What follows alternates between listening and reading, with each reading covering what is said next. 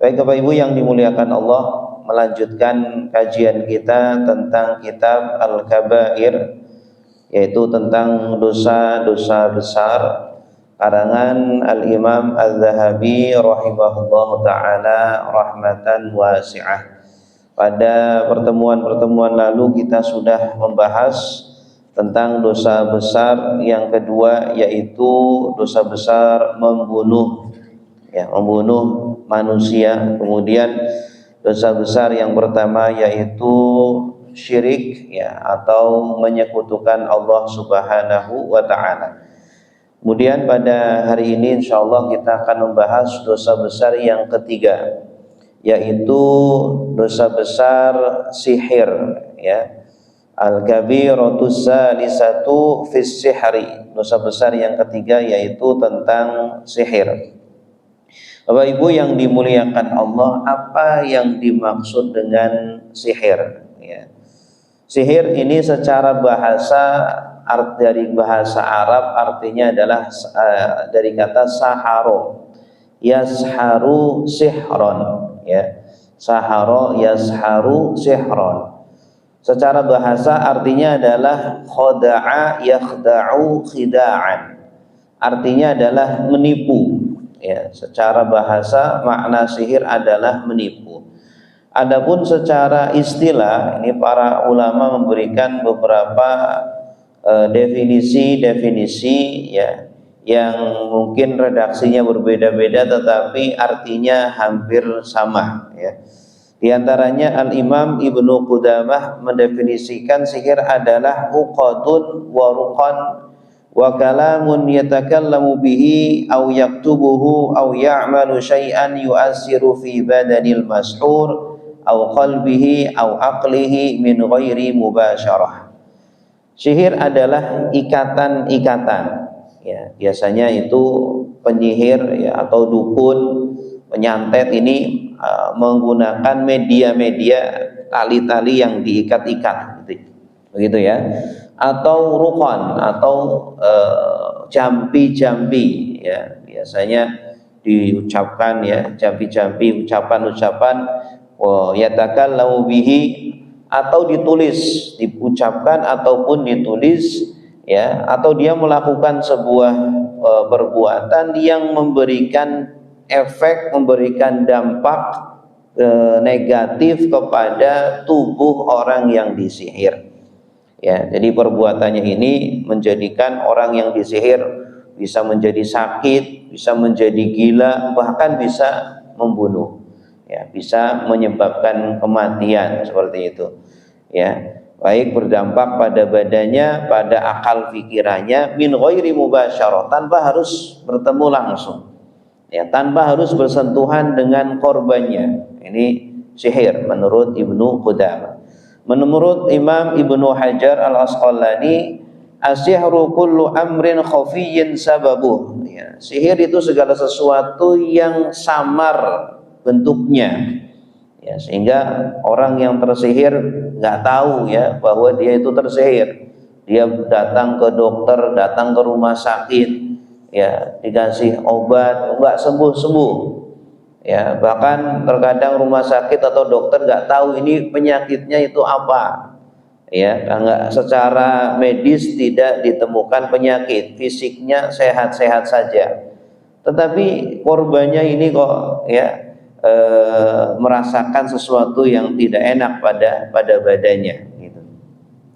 Wa takhayyala ala ghairi haqiqatihi, kemudian dia berkhayal yang tidak sesuai dengan kenyataannya. Wa jaro majrat tamwih wal khida, dan berlangsung hal-hal yang semacam tipuan-tipuan. Ini menurut Al-Imam Ibnu Hajar. Kemudian Al-Imam Ibnu Taimiyah, as-sihru ismun likulli ma khafiya wa latufa sababu wa yadkhulu fihi ma yakunu bi isti'anati syayatin. Sihir adalah sebuah nama atau sebuah ungkapan untuk sesuatu yang tersembunyi sebabnya, tersembunyi bentuknya, wa yadkhulu, dan juga masuk di dalam sesuatu yang menggunakan pertolongan dari setan-setan. Jadi para dukunnya ini, para tukang sihirnya ini biasanya meminta tolong bantuan setan untuk melancarkan perbuatannya atau melancarkan sihirnya itu. Nah, inilah sihir secara istilah dari para ulama, ya, tidak jauh dengan pemahaman kita sebagai orang Indonesia terhadap sihir. Ya, jadi perbuatan-perbuatan yang samar bentuknya, yang memberikan efek dan dampak, ya, kepada korbannya, baik menjadikan sakit, menjadikan terpengaruh otaknya, yang asalnya suka cinta antara suami istri menjadi benci, sehingga terjadi perceraian, perpisahan antara suami dan istri. Atau sebaliknya, yang asalnya benci menjadi suka, menjadi cinta, ya, yang kita sebut dengan pelet, ya. Ini di pelet ini, ya, akhirnya jadi ketergila-gila dengan orang tertentu seperti itu, atau bisa menjadikan kematian. Ini sangat berbahaya sekali. Bapak Ibu yang dimuliakan Allah, sihir ini berbeda dengan ruqyah, ya. Ruqyah ini seperti yang kita ketahui bisa berupa ruqyah syar'iyah, ada juga yang ruqyah ghairu syar'iyah. Ruqyah yang syar'i itu yang menggunakan ayat-ayat Al-Quran atau menggunakan hadis-hadis Rasulullah, doa-doa dari Nabi Shallallahu Alaihi Wasallam. Ya, tentu dia ketika menggunakan ayat-ayat Al-Quran, hadis-hadis Rasulullah atau doa-doa yang masuk dari Rasulullah, dia, ya, meyakini bahwa Allah lah yang memberikan kebaikan, Allah lah yang memberikan manfaat, ya, yang memberikan kesembuhan itu hanya Allah Subhanahu wa Ta'ala. Nah, ini yang seperti ini diperbolehkan, ya. Mungkin orang kerasukan jin, ya, kemudian diruqyah oleh ustadz tertentu. Nah, ini para ulama membolehkan praktek yang seperti ini, dan ini bukan termasuk sihir yang diharamkan, ya, karena dahulu Rasulullah juga, ya, pernah terkena sihir oleh seorang Yahudi, ya, sampai kemudian beliau berkhayal sesuatu yang sebenarnya itu tidak terjadi, tapi seolah-olah itu terjadi. Maka kemudian turunlah surah Al-Falaq, qul a'udzu birabbil falaq min syarri ma khalaq ila akhiri al-ayat. Ya, kemudian satu persatu itu sihirnya lepas. Kemudian juga dikasih tahu oleh malaikat Jibril bahwa media sihirnya ada di sumur, ya, di bawah sumur. Kemudian dicari oleh Sayyidina Ali dan didapati di situ ada media sihirnya. Sampai kemudian Rasulullah sembuh, ya. Nah, ini yang menjadi warisan untuk kita semuanya dari baginda Nabi. Kalau kita terkena sihir atau kita ingin terbentengi dengan sihir, maka rutinkan membaca surah Al-Falaq, ya, 3 kali. Surah An-Nas juga 3 kali, ya. Syukur-syukur ditambah dengan surah Al-Ikhlas 3 kali, ya. Makanya surah Al-Falaq dengan surah An-Nas dinamakan Al-Mu'awwidzatain, ya. 2 surat yang memberikan perlindungan, ya. Kalau kita baca pagi dan sore rutin, insya Allah terjaga dari sihir, ya. Atau mungkin ada yang terkena sihir, terkena kerasukan jin, dibacakan itu, insya Allah bisa sembuh. Kemudian Bapak Ibu, adapun ruqyah yang ghairu syar'iyah, ruqyah yang tidak syar'i ini sudah dikenal di zaman jahiliyah, di mana orang-orang jahiliyah ketika mendapati ada orang-orang yang terkena sihir atau terkena jin, ya, mereka membaca kalimat-kalimat yang, ya, tidak berasal dari Al-Quran, tidak berasal dari hadis Nabi atau dari doanya Rasulullah Sallallahu Alaihi Wasallam. Ya, nah, biasanya menggunakan bantuan-bantuan jin, ya, bantuan-bantuan setan, ya, untuk menyembuhkan orang yang terkena sihir itu. Nah, ini tentu tidak diperbolehkan, ya. Kalau kita ruqyah kemudian minta bantuan,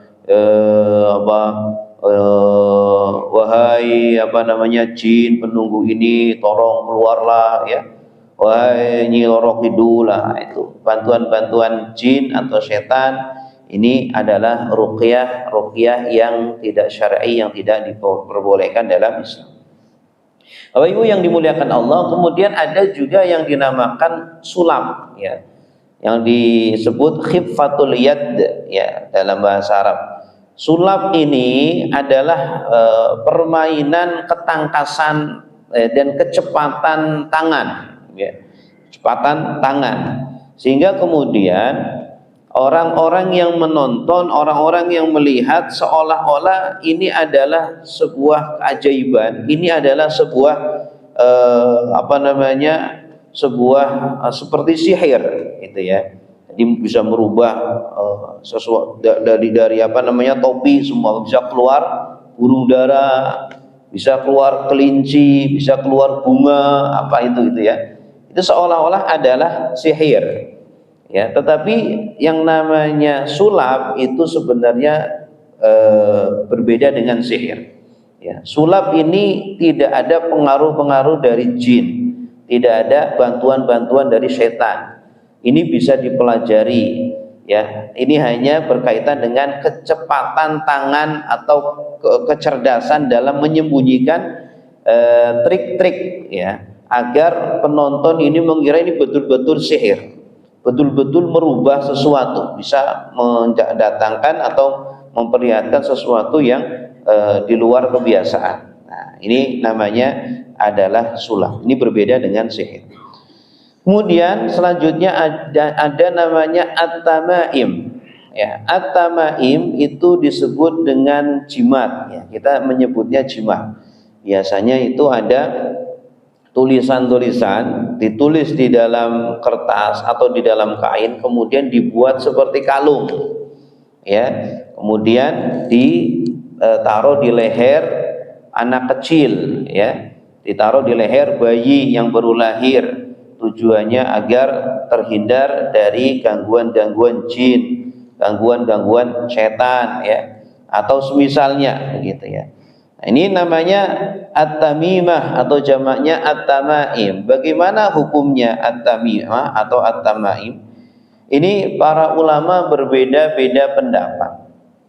Kalau tamimah ini atau jimat ini berupa kalimat-kalimat, ya, yang mengandung kesyirikan, ya, meminta bantuan dengan jin, meminta bantuan dengan setan, gitu ya, maka para ulama mengharamkan hal yang seperti ini, mutlak haram, karena dia meminta bantuan kepada selain Allah Subhanahu wa ta'ala. Tapi kalau jimat-jimat ini berupa ayat-ayat Al-Quran, ya, berupa doa-doa maksur dari Rasulullah sallallahu alaihi wasallam, ya, a'udzu bikalimatillahi tammati min syarri ma khalaq, atau bismillahilladzi la yadurru ma'asmihi syai'un fil ardi wala fis samai wa huwas samiul alim, gitu. Itu bagaimana? Ya, jumhur ulama mengatakan boleh, silakan. Kalau jimat ini berupa ayat-ayat Al-Quran atau doa-doa maksur dari Rasulullah sallallahu alaihi wasallam, ya, yang tidak mengandung kesyirikan, tidak mengandung kekufuran, tapi berupa ayat-ayat doa, gitu ya. Kemudian ditaruh di lehernya si bayi. Nah, ini diperbolehkan. Kenapa? Karena sama seperti kita sedang meruqyah. Kalau meruqyah bedanya dengan ucapan, ya, dengan lisan. Sedangkan kalau jimat ini dengan tulisan, karena anak kecil belum bisa berbicara. Kalau anak kecil belum bisa membaca, ya, dia disuruh baca, ayo, nah, baca a'udzu bikalimatillah, enggak bisa, ya, dia masih baru berapa bulan, belum bisa berbicara, makanya digantungkan jimat-jimat seperti itu. Ini jumhur para ulama, mayoritas para ulama membolehkan yang seperti ini, ya, karena memang Al-Quran adalah obat, ya, Al-Quran sendiri obat. Allah Subhanahu wa ta'ala berfirman, wa nunazzilu minal qur'ani ma huwa shifaa'u wa rahmatun lil mu'minin wa la yazidul zalimina illa khasara. Dan kami turunkan dari Al-Quran yang itu adalah obat dan itu adalah rahmat, ya, bagi kaum mukminin, dan tidaklah bertambah bagi orang-orang yang zalim kecuali bertambah kerugiannya, ya. Kemudian juga ayat lain, kitabun anzalnahu ilaika mubarakun. Al-Quran adalah kitab yang kami turunkan kepadamu, yang kitab itu diberkahi, ya, dengan tulisan-tulisan Al-Quran itu kemudian diberkahi, tapi tanpa meyakini bahwa kemanfaatan dari jimat itu karena tulisan itu, bukan. Jangan sekali-kali kemudian kita meyakini, wah ini kalau nggak ada tulisan ini bayi ini bisa mendapatkan bahaya, celaka. Enggak. Ya, bahaya, celaka atau terlindungi dari hal-hal itu karena Allah. Adapun kita kemudian memasang jimat-jimat seperti itu yang berupa ayat-ayat Al-Quran, itu hanya perintah, melaksanakan perintah dari Allah, hanya sebagai wasilah, perantara. Sebagaimana kita dianjurkan untuk membaca ayat-ayat ruqyah, membaca Al-Ikhlas, Al-Annas, Al-Falaq, ya, sama persis seperti itu. Kalau kita meyakini bahwa yang merubah, yang memberikan kesembuhan adalah ayat-ayat itu bisa syirik. Atau kita minum obat, kita meyakini bahwa yang menyembuhkan adalah obat, itu juga bisa syirik. Ya, jadi ketika kita minum obat, jangan meyakini yang menyembuhkan adalah obat, yang menyembuhkan adalah dokter. Tidak. Obat dan dokter hanya perantara, hanya ikhtiar, hanya wasilah. Ya.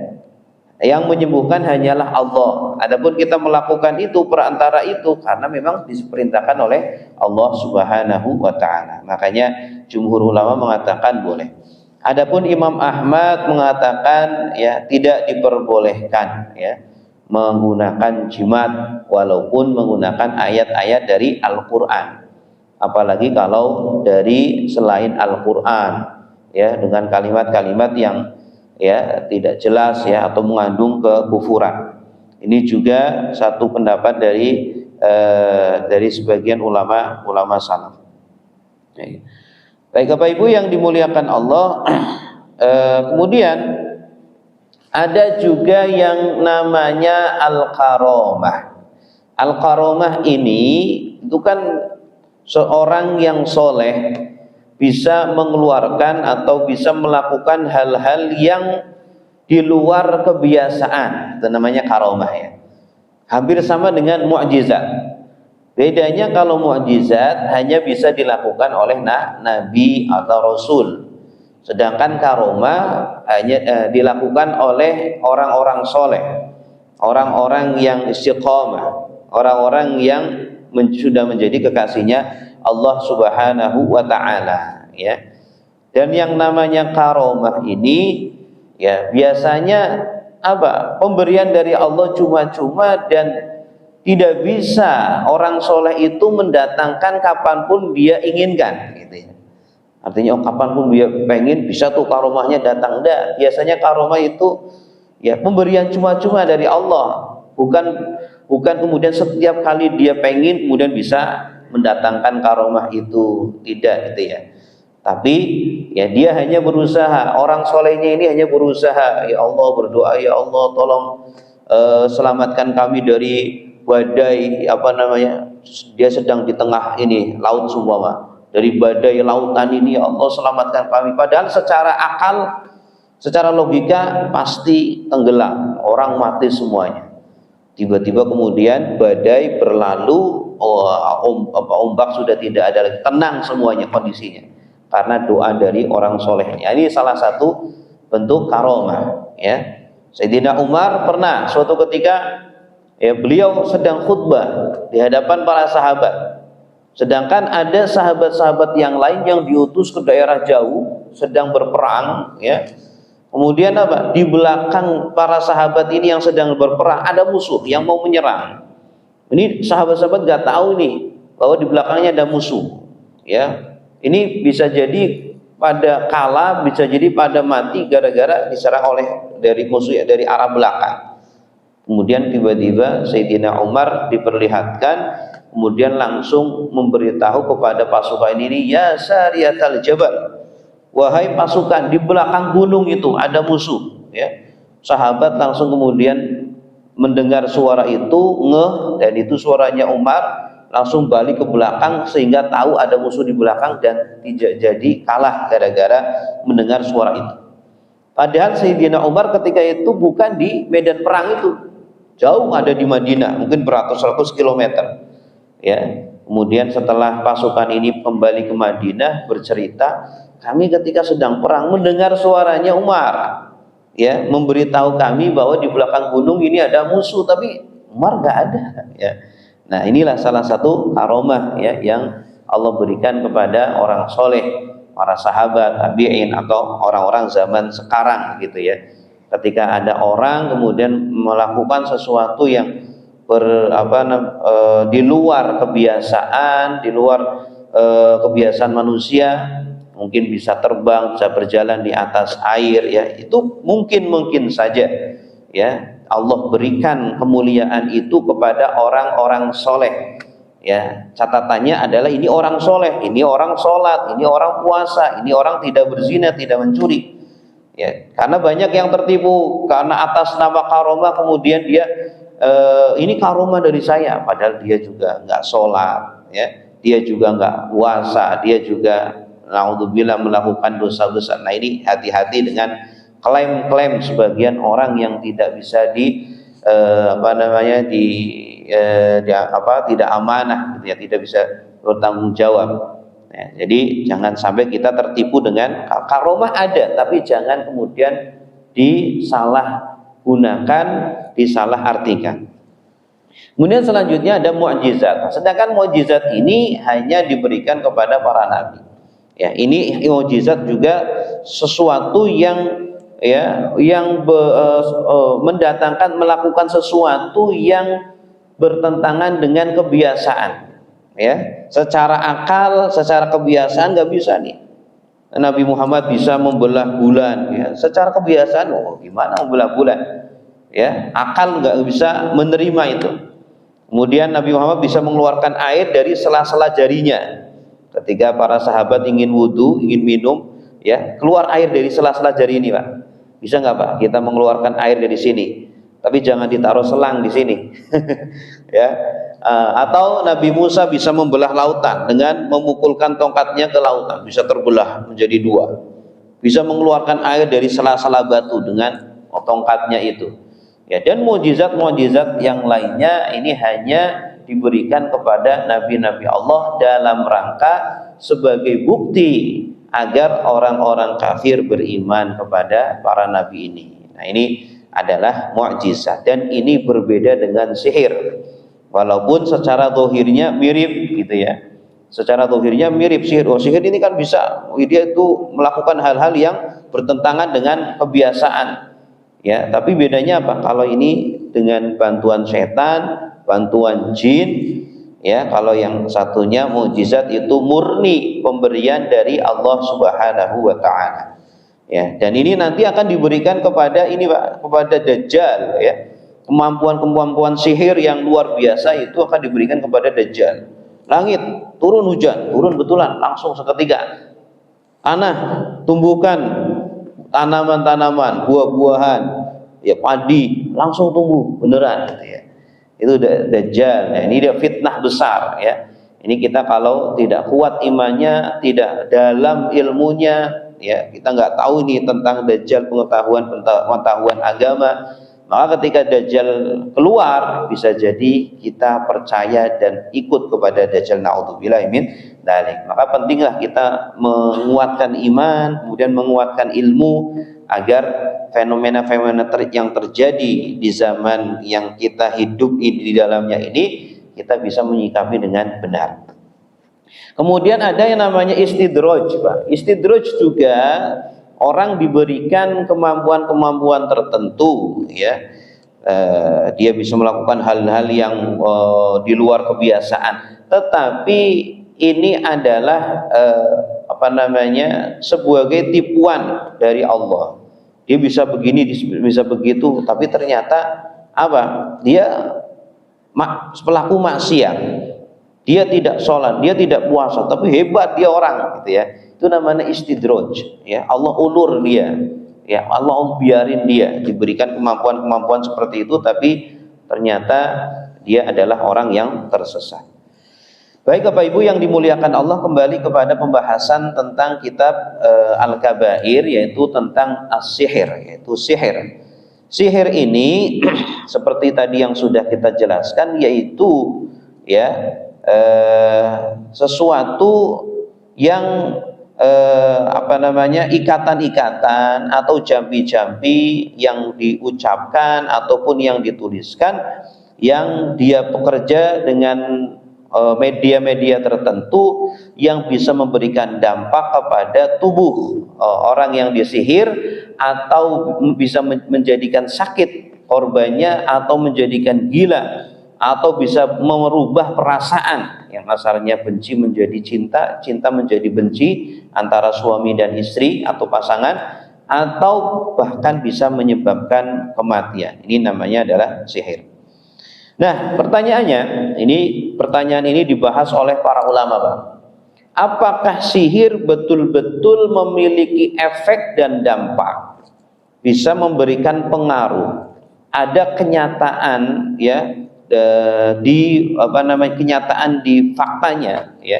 Artinya orang yang terkena sihir betul-betul ada pengaruhnya atau tidak nih? Atau hanya tipuan-tipuan belaka, tipuan pandangan mata saja? Ya, sebagian ulama dari ulama Mu'tazilah dan juga ulama Ahlus Sunnah seperti Al-Imam Al-Jassas dari mazhab Hanafi, juga Abu Mansur Al-Istrabadi dan juga Al-Imam Al-Baghawi dari mazhab Syafi'i mengatakan bahwa sihir itu hanya tipuan mata saja. Wah, ya, saharu a'yunan nasi wastarhabuhum. Mereka para penyihir-penyihirnya Fir'aun mensihir mata atau pandangan manusia sehingga kemudian mereka menjadi takut. Jadi di zaman Nabi Musa itu, Pak, di zaman Fir'aun itu kan punya tukang sihir banyak ya. Punya tukang sihir banyak.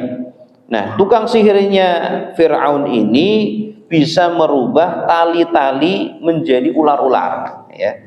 Tali-tali dilemparkan kemudian bisa menjadi ular, seperti ular bergerak begitu, seperti mau mematok gitu, menyerang.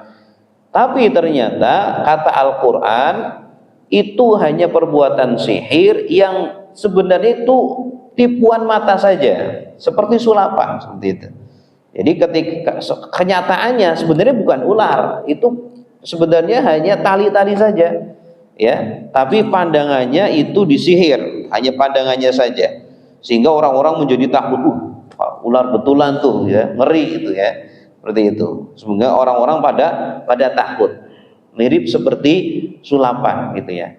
Ini menurut pendapat sebagian ulama, minoritas ulama yang mengatakan bahwa sihir itu sebenarnya hanya hayalan-hayalan saja, nggak ada faktanya, nggak ada kenyataannya, nggak ada dampaknya gitu ya. Nah, ini minoritas ulama. Tapi jumhur ulama mengatakan sihir ada dua. Ada sihir ya yang hanya tipuan mata saja, seperti tadi yang dikatakan oleh ulama yang pertama, hanya tipuan mata saja seperti sulap, seperti para penyihirnya Fir'aun ketika sedang beradu dengan Nabi Musa alaihissalam. Ya, Nabi Musa melemparkan tongkatnya, betul-betul tongkat itu betul-betul menjadi ular, bukan tipuan mata itu, Pak. Ya, sehingga ularnya Nabi Musa memakan ularnya para penyihir-penyihirnya Fir'aun. Nah, menurut jumhur ulama, sihir ada dua. Ada yang sifatnya hanya tipuan mata seperti tadi kelompok yang pertama, dan yang kedua ada sihir yang betul-betul nyata, memiliki dampak, memiliki pengaruh kepada korbannya. Ya, jadi korbannya betul-betul merasakan sakit itu, Pak. Merasakan perubahan ketika melihat suaminya itu jengkel banget gitu, Pak.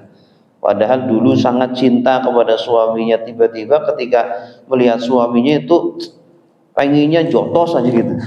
Pengennya nampar aja suaminya. Nah, ini sihir, ada pengaruhnya.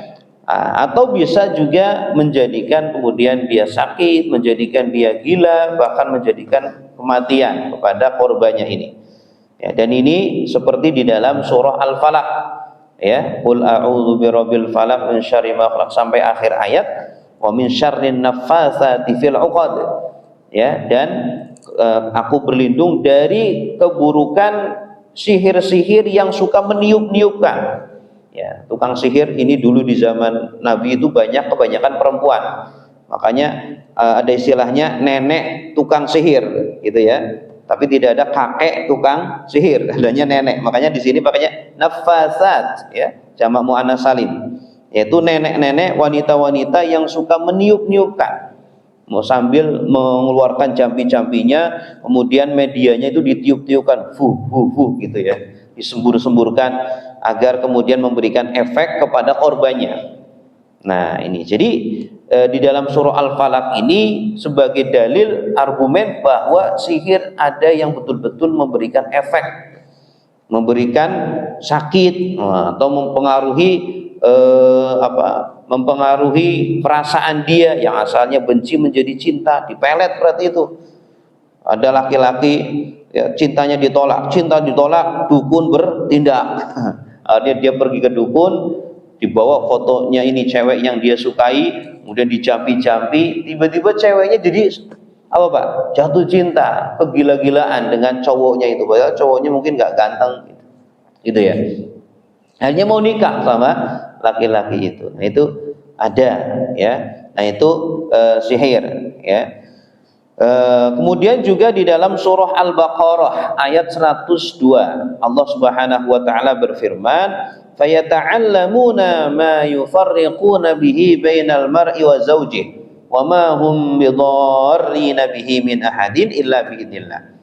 Maka mereka, ini ceritanya orang-orang Yahudi Bani Israel dulu suka main sihir, ya. Kemudian mereka mempelajari sihir itu agar apa? Tujuannya buruk, tujuannya untuk bisa memisahkan antara suami dan istri agar bercerai. Ya, mungkin ada orang nggak suka sama satu keluarga gitu ya, suami istri ini sangat romantis gitu ya. Makanya hati-hati Pak kalau kita romantis dengan istri, jangan kemudian dikit-dikit diposting, taruh di Facebook, taruh di WA, karena ada istilah, ada penyakit ain, pandangan mata. Pandangan matanya orang yang dengki, orang yang iri, ini bisa kemudian berdampak memberikan efek buruk kepada kita, ya, menjadikan perubahan-perubahan yang asalnya kita suka kemudian menjadi benci begitu ya. Naudzubillah. Makanya kalau kita dapat nikmat itu segera sandarkan kepada Allah. Kita punya anak kecil lucu ya, qurratu a'yun ya, dipuji sama orang, ih anaknya cantik sekali, lucu sekali. Jangan bilang anak siapa dulu, jangan gitu. Bilang langsung alhamdulillah, ya, masya Allah, alhamdulillah. Langsung disandarkan kepada Allah agar tertolak dari ain, ya, pandangan orang yang pendengki seperti itu. Ya kita kan nggak tahu orang yang nggak suka sama kita itu siapa. Lebih baik memang dijaga anak kecil kita, jangan foto-fotonya jangan diposting, jangan di Facebook, media sosial. Kita nggak tahu siapa yang suka atau yang benci sama kita gitu. Nah, mereka orang-orang Yahudi itu mempelajari sihir agar bisa memisahkan antara suami dan istri. Tapi sihir itu tidak berdampak, tidak memberikan bahaya kecuali dengan izin Allah Subhanahu wa taala, ya. Nah, yang kedua inilah, ini sihir yang memiliki dampak dan pengaruh ini, Pak. Ini menurut jumhur ulama itu betul-betul ada, ya. Dan perbuatan sihir ini betul-betul dosa besar, ya, disebutkan di dalam Al-Qur'an, ya, bahwa orang yang melakukan ini tidak mendapatkan bagian yang baik nanti di surga, ya. Di Al-Qur'an ini disebutkan wa ma yu'allimani min ahadin hatta yaqula innama nahnu fitnatu fala takfur. Maka tidaklah mereka dua malaikat itu, Harut dan Marut, ya. Jadi di zaman dahulu, zaman Bani Israel, ada malaikat Harut dan Marut yang mereka mengajarkan kepada orang-orang ilmu tentang, ya, mirip seperti sihir, tapi tujuannya untuk menangkal sihir, ya. Makanya para malaikat ini ketika mengajarkan kepada manusia ini ilmu penangkal sihir ini, mereka berkata, jangan kemudian kufur dengan perbuatan ini.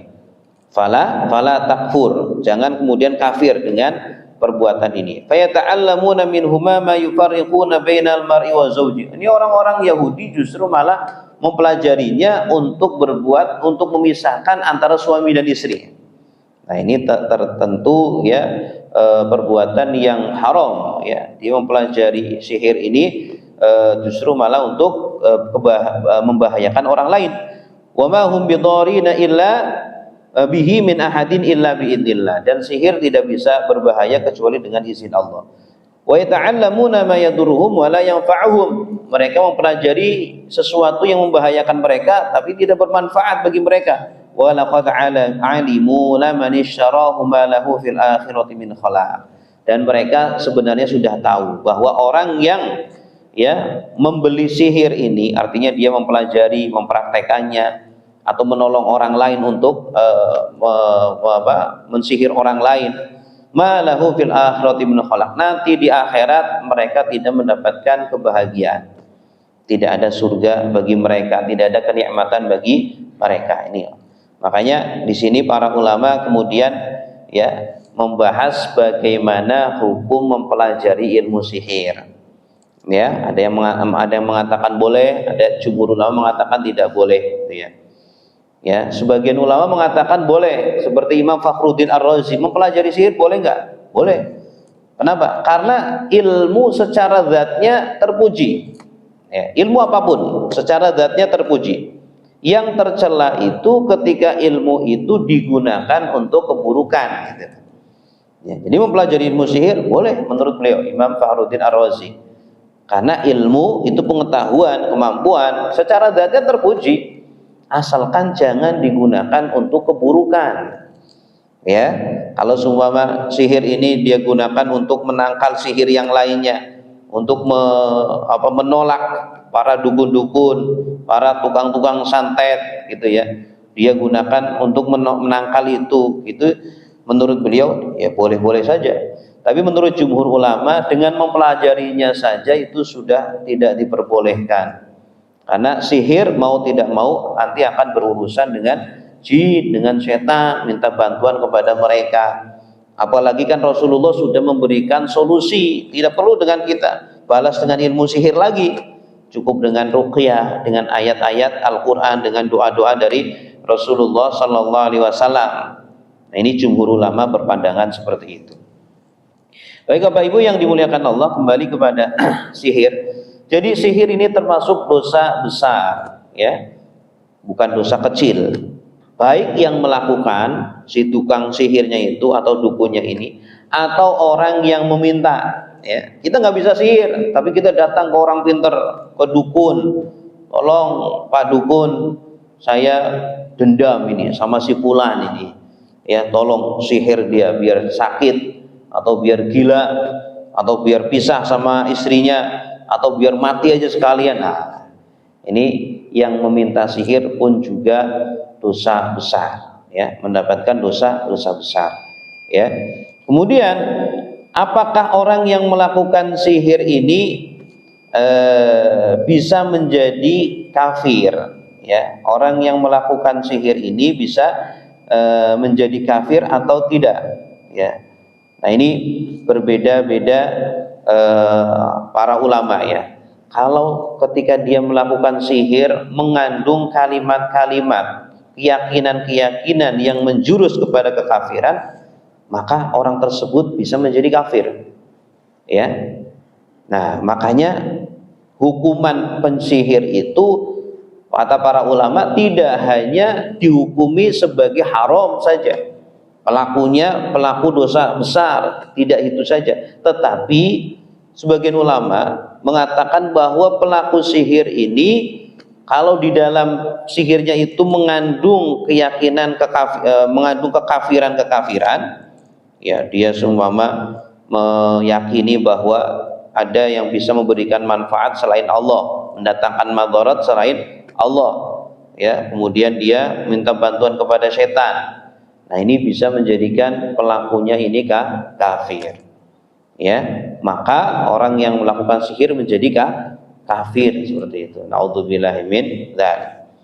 Ya, kemudian kalau yang tidak mengandung kekafiran, ya, hanya seumpama dia ucapan-ucapan begitu saja dan dia tidak meyakini bahwa yang memberikan bahaya dan manfaat bukanlah sihir itu tapi Allah, dia masih ada keyakinan seperti itu, maka tidak sampai kafir.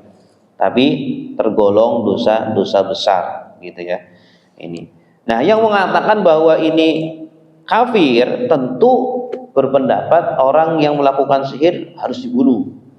Ya, harus dibunuh. Kalau terdapat kalimat-kalimat, ucapan-ucapan atau tulisan-tulisan yang menjurus kepada kekafiran, pelakunya ini dibunuh karena sama seperti murtad. Dalam Islam itu kan orang yang murtad apa, Pak? Man baddala dinahu faqtulu. Orang yang merubah agamanya, murtad, keluar dari Islam, maka bunuh. Hukumannya adalah dibunuh dalam agama Islam. Ya. Nah, orang yang sihir ini kan keluar dari agama Islam, dibunuh. Atau pelaku sihirnya ini menyebabkan kematian korban. Tadi sama saja dia membunuh. Sehingga ketika dia membunuh, hukumannya adalah dikisos, sama-sama dibunuh. Ya, seperti kita bahas pada pertemuan lalu, ya, dosa besar membunuh. Orang yang membunuh orang lain dengan sengaja, yang ada motif, ada niat, maka dibunuh. Seperti itu. Hukumannya adalah dibunuh. Hai Bapak Ibu yang dimuliakan Allah, nah, ini sihir, ini perbuatan yang sangat berbahaya ya. Semoga kita semuanya dijaga oleh Allah dari sihir dan juga dari perbuatan sihir ya. Ayatnya tadi sudah saya bacakan, hadisnya juga dari Rasulullah, ijtanibus sab'a al-mubiqat fadzakara minha as-sihr. Jauhilah kalian 7 dosa besar yang membinasakan ya. Rasulullah menyebutkan diantaranya adalah sihir. Yang pertama syirik, yang kedua membunuh, dan yang diantaranya adalah as-sihr. Ini termasuk dosa besar yang sangat membinasakan ya. Kalau kita pernah melakukan harus segera bertobat dengan taubatan nasuha ya, karena dosanya sangat besar. Baik Bapak Ibu, inilah berkaitan dengan sihir dan juga berkaitan dengan praktek-praktek lain yang mirip seperti sihir, seperti ruqyah atau menggantungkan jimat ya, atau sulap dan lain sebagainya tadi sudah saya sebutkan. Jadi tidak perlu kita bacakan ayat-ayat dan hadis-hadisnya karena tadi sudah sebagian sudah dibahas gitu ya. Semoga bermanfaat.